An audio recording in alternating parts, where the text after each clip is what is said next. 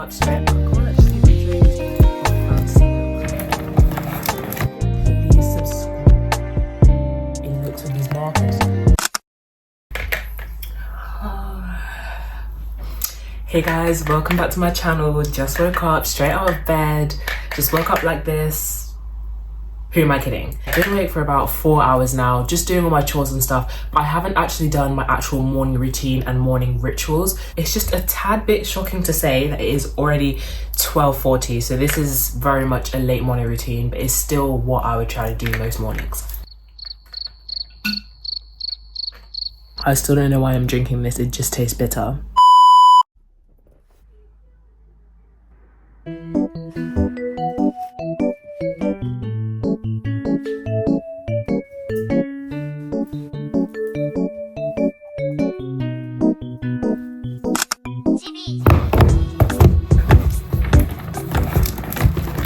I was reading the Bible a few days ago and there was a really cool observation that I made that I wanted to share with you guys. So this is the verse that I'm going to be talking about is from John 2, and it's when Jesus is turning water into wine. So like this is Jesus's first miracle in the Bible, and I don't know if you guys are familiar with this saying. It's kind of like you give the best, finest wine at your party, and then when everybody's like drunk and they've had enough to drink, then you bring out the worst, cheaper wine. But here in the wedding that the miracle is taking place in, Jesus has decided to make the best wine last instead of just making a wine that was not as good as the one served at the beginning of the wedding. And the reason I think that this is really cool is because Jesus gave the best wine to the people at the end of the wedding, which just goes to show that Jesus is always going to be giving us the best. And for us as like children of God, the best is always yet to come. So I thought this was just a really interesting perspective that I wanted to share with you guys. And I guess it's just a reminder that good is always coming. Even when we're going through something that feels bad, it's never going to be permanent. Like God always has a great plan for us.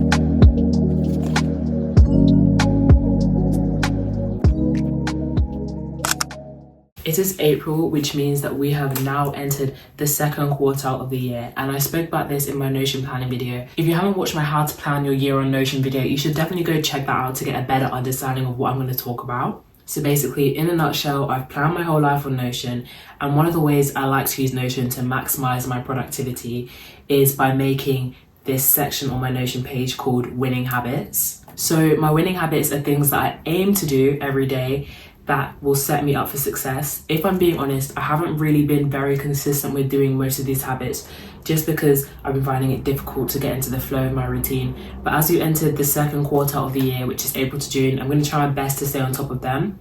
What I think is really important to consider when creating habits is that they have to be things that suit you at certain times. Like you can't expect to be able to go on a run every single day if you're a student in school. You're going to have to think about when you can do each habit during the week and how many times you want to implement that habit into your routine. So what I've done is that for each quartile of the year, I've created a different set of habits that suit where I will be around that time in the year. So for the first quartile of the year, everything is a little bit more laid back with the habits that I want to do. But then in the second quartile of the year, which we're in now, the habits that I want to do have now picked up and have become a little bit more intense because I know that school is now going to be becoming more stressful as end of years are coming up. So I want to be making sure that I implement more time to practice schoolwork into my daily routine. I hope that made a little bit of sense, but in conclusion, I've split my year into 4 quartiles and the habits that I do for each quartile of the year change. That way I maximize productivity because I'm cultivating habits that will suit me at the time that I'm doing them.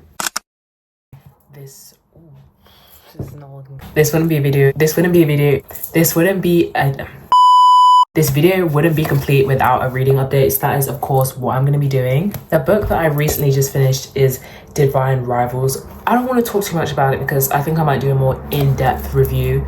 Overall, I would give it like a a 4 stars because I did like it, but then there were also, it didn't live up to the hype that I expected it to. And then the book that I'm currently reading right now is Saving Six. I'm only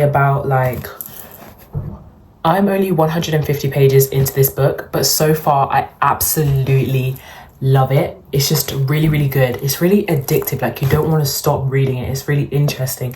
And that's what I think is nice about long books, because there's just so much storytelling, and it's like you get different snippets of these characters' lives and you really get to know them. I have read Binding 13 and Keeping 13, and so far I'm surprised at how much I like Saving Six, because I always thought that I would only like Binding 13 and Keeping 13 because they're like the OG. But Saving Six is actually such a good book. In a way, though, I can't really tell if I prefer it more to Binding and Keeping 13, because I feel like these books, they're not really comparable. They're all so good in themselves. I would say, though, after reading Binding and Keeping, it's really nice to get to know the character of the older brother, Joey, a lot more, and also Effort as well, because at first I was not really a huge fan of Effort. I think it's just because I didn't know much about her, so it felt like she was very unnecessary in the plot. But reading this book, I like her character a lot more, and I love how it follows these two characters from year 7 all the way up to year 13. Overall, I would say that if you're looking for a light-hearted, chill fantasy book, then Divine Rivals is for you. But I would say that Divine Rivals is not as good as Powerless. So if you've read Powerless and you're looking for something at that level, this is not for you. And then if you're looking for a contemporary high school type book, then this is the book for you. I was also going to say that by the time I'm filming this, the new Powerless book has come out. I have not bought it yet, which I'm really shocked about, because last time Reckless came out, I was buying it the day it came out.